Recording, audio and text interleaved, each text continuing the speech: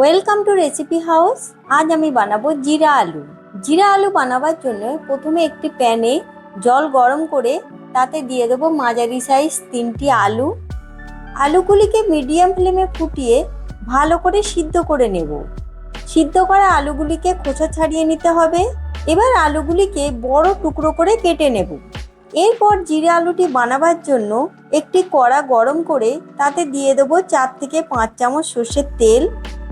তেল গরম হলে দিয়ে দেবো 1 চামচ সাদা জিরে। জিরেটিকে নেড়ে হালকা লাল করে ভেজে নেব। জিরেটি ভাজা হয়ে এলে দিয়ে দেবো 1/2 চামচের কম হিং, কুচিয়ে রাখা 1 চামচ আদা, 2টি কাঁচা লঙ্কা। এগুলিকেও লো ফ্লেমে নেড়ে 1 মিনিট মতন ভেজে নেব।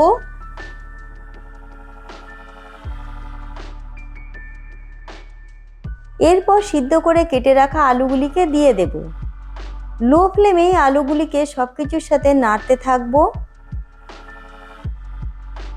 এরপর এতে দিয়ে দেব পরিমাণ মতো নুন, 1/2 চামচ করে হলুদ গুঁড়ো, আমচুর পাউডার, চিলি ফ্লেক্স আর গরম মশলা। মশলাগুলিকেও আলুর সাথে ধীরে ধীরে নেড়ে মেশাতে থাকবো।